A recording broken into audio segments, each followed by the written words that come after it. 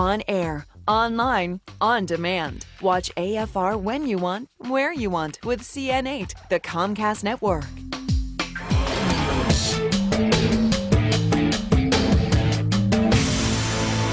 And hello, everyone. I'm Art Fennell. Thanks for joining us for The Report. I want to begin today by turning back the pages of history to a dramatic and deadly event that put the city of Philadelphia in the national spotlight, and for all the wrong reasons. It was 1985 when a bomb was dropped on the compound of the radical Back to Nature group called MOVE, and it happened right in the heart of a residential neighborhood.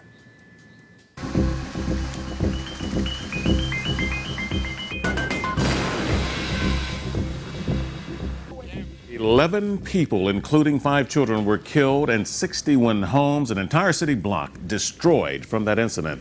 That was 23 years ago, but for many, the firestorm of this controversy is still burning today.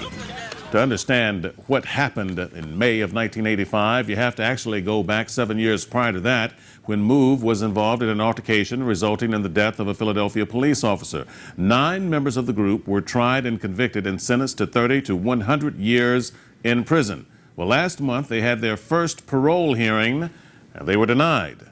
Ramona Africa is a member of the MOVE organization and was in the house when the bomb was dropped back in 1985, and she's upset now over the parole procedure that still has her family members locked up some 30 years later. Ramona, thanks for being a part of the program. Thanks for the opportunity to inform your audience about what's going on here. Well, what I want to do is try and cover as much ground as we can in the time that we have. Let's begin by saying that in 1985, the bomb was dropped on Philadelphia, as we showed, and dropped on the MOVE compound. But tell me what happened, in your opinion, in the incident in 1978 that resulted in the death of a police officer. Well, what happened is, because MOVE tells the truth and speaks out about the injustices and racism in this system and could not be stopped, could not be bought off, could not be beat into submission, the government just basically decided that they needed to exterminate MOVE.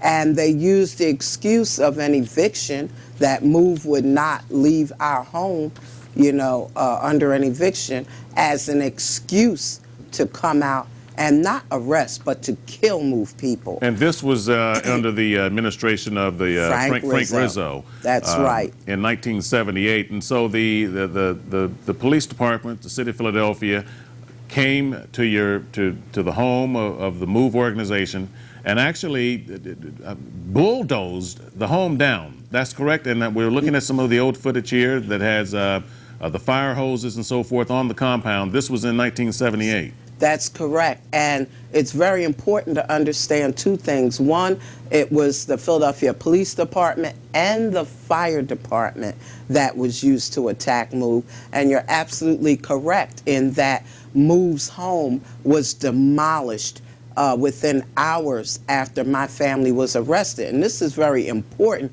because there was a court order from a judge named Calvin Wilson that house was not to be touched. There was going to be a hearing on what was happening with that house. Despite that, and despite the fact that it had now become a crime scene, the scene of a crime where a police officer was killed, they just completely demolished it, which is destroying evidence, destroying the scene of the crime. And Ramona, were you in the compound in 1978 when that shootout took place? No, I was not. From what you were told, from your understanding of it, did the members of the MOVE organizations, were they firing weapons back at police as they were being fired upon? Not to my knowledge, but to me, that's not even an issue. People question whether MOVE had guns, whether MOVE was shooting, but understand, we were in our home, minding our business, when hundreds of cops and firefighters and federal agents attacked us, came out to our home. We didn't go to their home. Right. They came out to our home attacking us. Ramona, I want to read a statement for you from the Fraternal Order of Police and just get your response to this. Just follow along with me here, because we did ask them for their side of this story. And this statement comes from Michael Lutz, who's the Vice President of the Philadelphia Fraternal Order of Police. He says, "My memory of the MOVE shootout on August 8th, 1978 was unforgettable.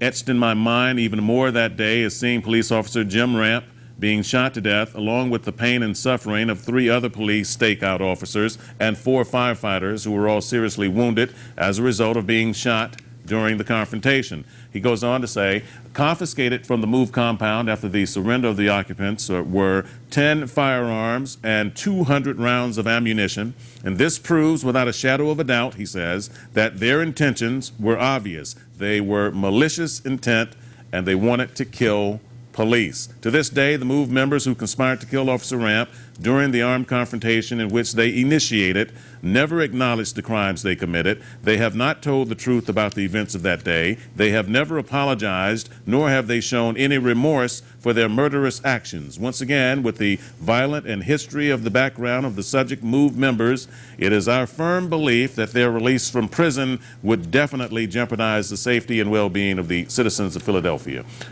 Your response to that? Oh gosh, where do I start? First and foremost, remorse, taking responsibility. When is this government ever going to show any remorse and take responsibility for what it has done? I mean, pregnant MOVE women were beat, stomped, kicked into miscarriage. A 3-week-old baby was trampled to death, all by police. We didn't go out. If we wanted to kill cops, why didn't we go to where cops are? We didn't go to their homes, to their police stations or anything. They came out to our home armed for war.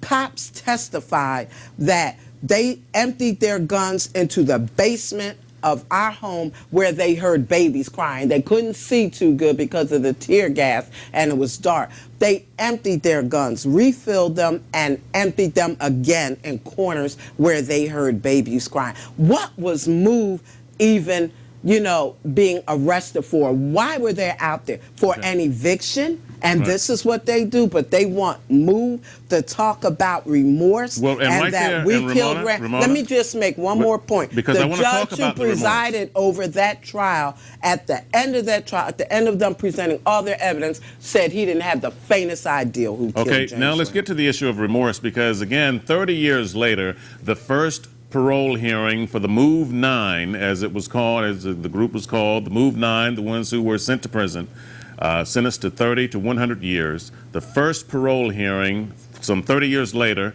just passed, and they were denied. And you say part of the reason they were denied is because they still don't show remorse. You say they don't show remorse because they're not guilty. Absolutely. Yes, they had their first parole hearing after 30 years, on their minimum of 30 years. And the main reason that they were denied parole, and it says it right on their parole papers, that they, quote unquote, refused to take responsibility and admit guilt. I mean, first of all, if you're not guilty, why would you say you are? Second of all, has the parole board ever heard of the First Amendment? Since when does any agency of this government have the right to demand that you say you're guilty, particularly if you're not, but even if you are? The Fifth Amendment says that they cannot even make you say you're guilty or demand that you say you're guilty, even if you are. So what happens now? What happens now, Ramona? This is my final question, but what will the MOVE organization do at this point? It's been 30 years and they're still behind bars, and it seems as though this issue is still as hot as it ever was. What will the MOVE members do now? We're coming after the parole board and their bosses, because what they're doing is patently illegal, unconstitutional, and we intend to come after them, expose them, and talk about taking responsibility, being held accountable. We're going to hold them accountable. All right, Ramona Africa, thank you very much for sharing your time with me on this topic. Again, it's a very passionate debate that has lingered in the city of Philadelphia for a very long time, and as I said, it doesn't seem as though it's going to be ending anytime soon. Keep us posted on your endeavors. We do appreciate it. Thank you. All right, on the move.